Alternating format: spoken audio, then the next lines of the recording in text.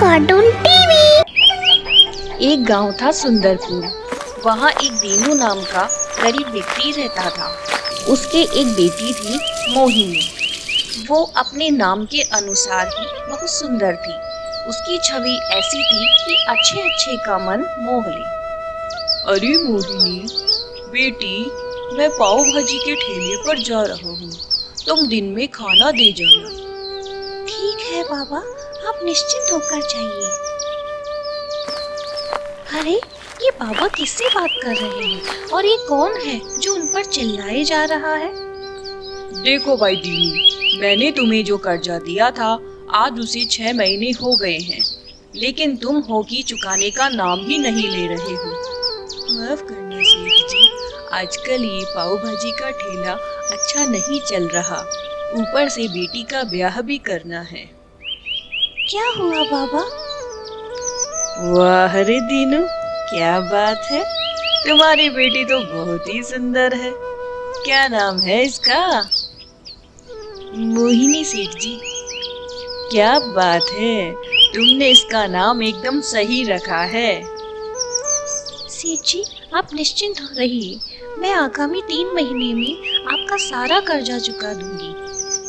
ठीक है, याद रहे सिर्फ 3 महीने।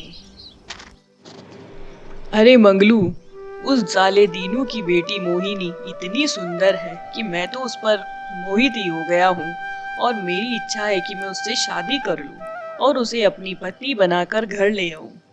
बिल्कुल सेठ जी, ये भी कुछ सोचने वाली बात है और उस मोहिनी के तो भाग्य खुल जाएंगे अगर वो आपके यहाँ आ जाएगी। बेटी, तूने साहूकार से 3 महीने में कर्ज चुकाने का वादा तो कर लिया, लेकिन 3 महीने में हम कर्ज कैसे चुकाएंगे?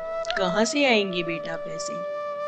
बाबा आप चिंता मत करो, कल से मैं आपके साथ चलूंगी और हम दोनों मिलकर ठेले पर काम करेंगे। मैं पाव भाजी बनाऊंगी और आप लोगों को परोसना। सब कुछ सही हो जाएगा बाबा, आप परेशान ना हो। ठीक है बेटी। सेठ जी, आप यहाँ पर हमने तो 3 महीने का। अरे मैं वो बात करने नहीं आया हूँ, मैं तो बोल रहा था कि तुम्हारा कर्जा माफ हो सकता है अगर तुम मेरी एक बात मानो। कैसी बात सेठ जी? मैं तुम्हारी बेटी मोहिनी से शादी करना चाहता हूँ। लेकिन सेठ जी, आप तो मेरी उम्र के हैं, मोहिनी तो आपकी बेटी जैसी है, आप कैसे इससे शादी कर सकते हैं? अबे दीनू, तू उम्र में नहीं देख, ये देख कि सेठ जी से शादी करके तेरी बेटी राज करेगी। नहीं सेठ जी, मैं ऐसा नहीं कर सकता, मुझे माफ कर देना।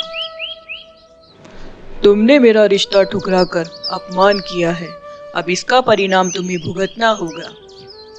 दया करो सेठ जी, अब तुम्हें मेरा कर्जा 1 महीने में चुकाना होगा, नहीं तो तुम्हारी बेटी की शादी मुझसे करवानी होगी, समझे? बेटी, हम कैसे कर्जा चुकाएंगे? चिंता मत करो पिताजी, हम दोनों मिलकर खूब मेहनत करेंगे। सुनो मंगलू, गांव वालों को धमका देना, जो दीनू के ठेले पर पाव भाजी खाएगा अपनी जान से जाएगा। बेटी, आजकल ठेले पर कोई नहीं आता, कैसे हम कर्जा चुका पाएंगे? पिताजी आप चिंता न करो, सब ठीक ही होगा।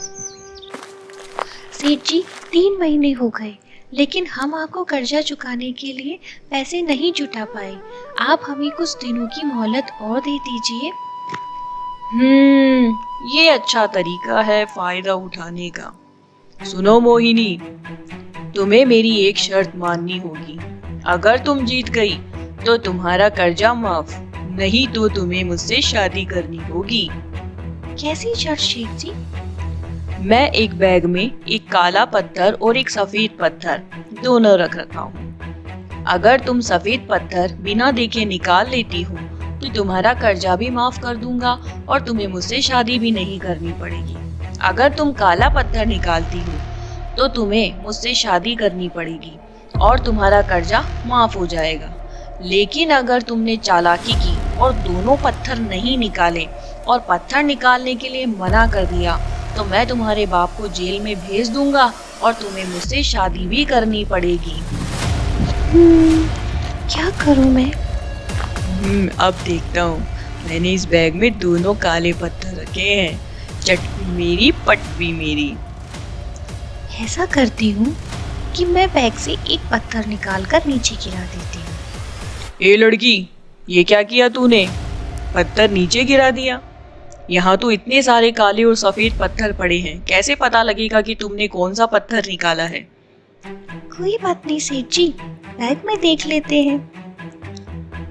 ये देखिए, इसमें एक काला पत्थर है, यानी मैंने जो पत्थर निकाला है वो पत्थर सफेद है। आपने कहा था कि बैग में एक काला और एक सफेद पत्थर है। ये क्या? मैं तो अपनी ही चाल में फंस गया। अब तो वादे के मुताबिक मुझे इससे शादी भी नहीं कर सकता और इसका कर्जा भी माफ करना होगा, वरना सारे गांव में तू होगी। बेटी, सच तू बहुत बुद्धिमान है। पिताजी, मैंने आपसे ही सीखा है कि परेशानी कितनी भी बड़ी क्यों ना हो, यदि धैर्य के साथ सोचा जाए तो बड़ी से बड़ी परेशानियां भी हल हो जाती हैं।